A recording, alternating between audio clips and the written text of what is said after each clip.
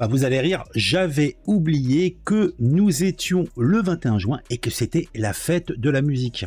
Et foncièrement, c'est quand même une date importante qui revient depuis 1982 tous les ans. Bah oui, même les autres années, le 21 juin revenait. Par contre, le 21 juin, depuis 1982, c'est également la fête de la musique.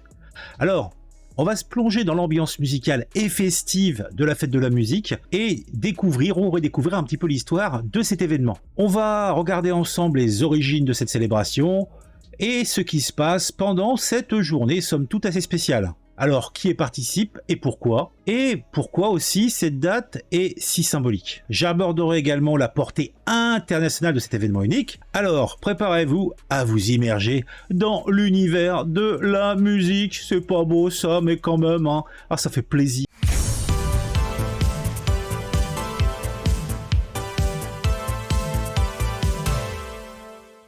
Alors déjà, on va commencer par les origines et le motif de la création de cet événement. La fête de la musique est née en France, vous le saviez sans doute, plus précisément à Paris, en 1982. Elle a été initiée par le sinistre Jack Lang, alors ministre de la Culture, l'idée étant de célébrer la musique sous toutes ses formes et de permettre à chacun, qu'il soit amateur ou professionnel, de s'exprimer. Et cela librement. Cette fête s'inspire de différentes traditions musicales à travers le monde, où la musique est utilisée comme un moyen de rassembler les communautés. Le vivre ensemble et tout ça, vous savez, c'est beau. Alors, comment se passe la fête ?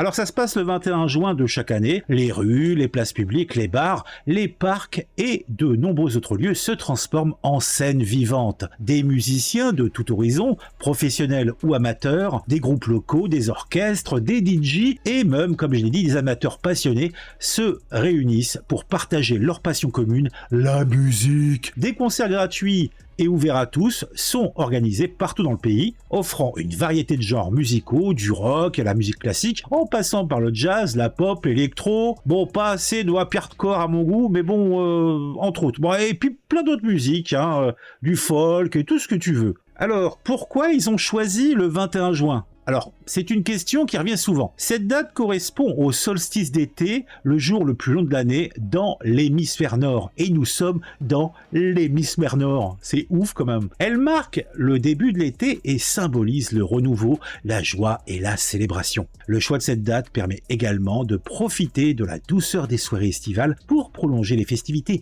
jusqu'au bout de la nuit. Bon, quand ça tombe un mercredi soir, le jusqu'au bout de la nuit s'arrête assez tôt, mais il y a toujours des fêtards, il y a tous ceux qui bossent pas, il y a tous ceux qui ont fini leur année scolaire, et puis pour eux c'est fête, c'est alcool à gogo et bogo bogo bogo. Pour finir, la fête de la musique s'est exportée. Et elle a même largement dépassé les frontières de la France depuis 1982. De nombreux pays à travers le monde ont adopté cette tradition festive et l'ont adaptée à leur propre culture. Par exemple, en Allemagne, on trouve la fête de la musique, la Musikfest, qui rassemble plutôt des milliers de musiciens et de spectateurs. Il existe des événements similaires qui se déroulent également en Espagne, la Noche de San Juan, en Italie, la Festa de la Musica, et au Mexique, la Dia de la Musica.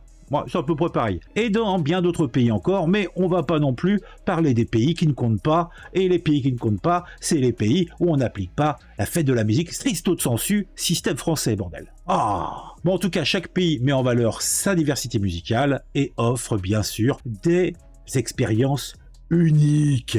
Bon, faut conclure, je peux pas non plus faire 3 heures, parce que vu que c'est, là je vous dis l'heure qu'il est, il est 17h15, donc je peux pas non plus passer 3 plombs à l'enregistrer, vu que j'aimerais bien la sortir, on va dire à 18h au maximum. À vous d'explorer la magie de la fête de la musique, de sortir de chez vous, d'aller bagnoder dans les rues, dans les... Bon, si vous habitez au fin fond de la Beauce, ça va être compliqué pour vous, vous pouvez sortir votre grain-grain, et puis faire un petit air de musique. Pour ceux qui sont feignants, je suppose que ça soit sur le web, sur YouTube, sur les réseaux sociaux ou à la télé, vous pourrez voir des concerts, etc. En tout cas, la fête de la musique reste une célébration joyeuse et participative qui permet à tous les amoureux de la musique de se rassembler et de partager des moments inoubliables. Bon, moi j'ai des mémoires exécrables, donc j'oublie, mais logiquement c'est censé être inoubliable. Alors que vous soyez musicien ou simplement amateur de bonne musique, vous savez ce qu'il vous reste à faire, petit coquinou. La fête de la musique c'est véritablement l'occasion idéale pour laisser libre cours à vos émotions et vous laisser porter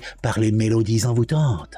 N'oubliez pas de participer à cet événement festif, unique, qui sera près de chez vous et surtout de profiter de cette journée exceptionnelle dédiée à la musique. Alors, accessoirement, n'hésitez pas de liker cette vidéo, de la partager, et oui, de la commenter, parce que bon, c'est bon pour le référencement et ça me fait plaisir que vous me disiez ce que vous en pensez. N'hésitez pas aussi à vous abonner à la chaîne, à activer la petite cloche et vite après sortez pour participer à cette expérience unique qui est la fête de la musique. On se retrouve très bientôt pour de nouvelles aventures musicales.